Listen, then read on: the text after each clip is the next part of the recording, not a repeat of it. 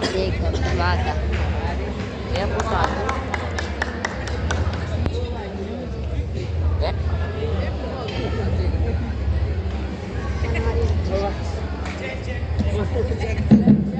ये रुतबा मेरे सर को तेरे संविधान से मिला है, ये सम्मान भी मुझे तेरे संविधान से मिला है। औरों को मिला है वो मुकद्दर से मिला होगा, हमें तो ये मुकद्दर भी तेरे संविधान से मिला है। परम आदरणीय प्राचार्य महोदय जी एवं मेरे समस्त गुरुजनों को मेरा प्रणाम। मेरा नाम अरुण जाटव है, मैं कक्षा 9वीं का छात्र हूँ। सबसे पहले मैं आप सभी को गणतंत्र दिवस की हार्दिक शुभकामनाएं देता हूँ। हमारा संविधान हमारा स्वाभिमान है, भारत का गौरव, भारत की पहचान है। आज हम सभी यहाँ गणतंत्र दिवस मनाने के लिए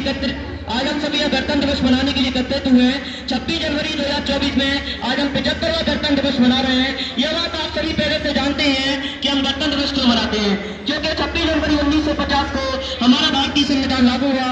इसी दिन को याद करते हुए आज हम इसे गणतंत्र दिवस के रूप में मनाते हैं। और मैं इसके बाद आप सबको संविधान मार्ग के बारे में बताना चाहूंगा कि 9 दिसंबर 1940 को संविधान सभा की प्रथम बैठक दिल्ली में स्थित चैम्बर पुस्तकालय भवन में हुई। सभा के सबसे बड़े सदस्य डॉक्टर सत्यनारायण सिन्हा जी को अस्थायी अध्यक्ष के रूप में चुना गया।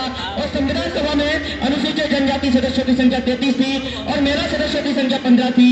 और 11 दिसंबर 1940 को संविधान सभा के स्थायी अध्यक्ष के रूप में डॉक्टर राजेंद्र प्रसाद जी को चुना गया। और 29 अगस्त 1947 को एक संकल्प पारित करके प्रारूप समिति का गठन किया गया, जिसमें प्रारूप समिति के अध्यक्ष डॉक्टर भीमराव अम्बेडकर जी को चुना गया। और प्रारूप समिति में सदस्यों की संख्या 7 थी, जिसमें से एक सदस्य टी.टी. कृष्णाचार्य जी ने अपने भाषण में कहा कि मैं संविधान में जुटे काम एवं उत्साह के बारे में जानता हूं कि संविधान का मसौदा तैयार करने में 7 व्यक्तियों में से एक व्यक्ति ने इस्तीफा दे दिया, एक की मृत्यु हो गई, राष्ट्र मिर्जा चल रहे, दो दिल्ली के बाहर रहे, एक राज्य के काम में व्यस्त रहे और डॉक्टर भीमराव अम्बेडकर एकमात्र ऐसे व्यक्ति जिन्हें संविधान मार्ग का सहारा चला जाता है और इन्हें भारतीय संविधान का जनक भी कहा जाता है। और हमारे भारतीय संविधान 26 नवंबर 1949 को बनकर तैयार हो गया था और इसके निर्माण की प्रक्रिया में 2 साल 11 महीना 18 दिन लगे। और 26 जनवरी और हमारे भारतीय संविधान की अंतिम बैठक 24 जनवरी 1950 को हुई और 26 जनवरी 1950 को हमारे भारतीय संविधान को लागू कर दिया गया। और इसी दिन को याद करते हुए आज हम इसे गणतंत्र दिवस के रूप में मना रहे हैं।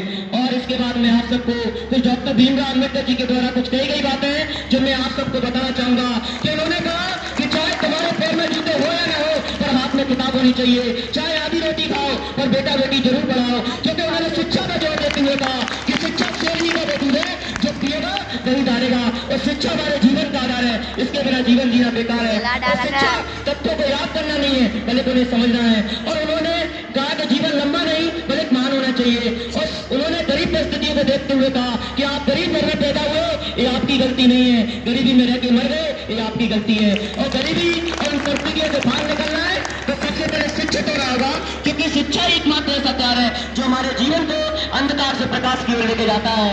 और मैं कुछ पंक्तियां कहूंगा कि फूलों की कहानी बहारों ने लिखी, रातों की कहानी सितारों ने लिखी और हम किसी के गुलाम नहीं, क्योंकि हमारी कहानी बाबा साहब ने लिखी।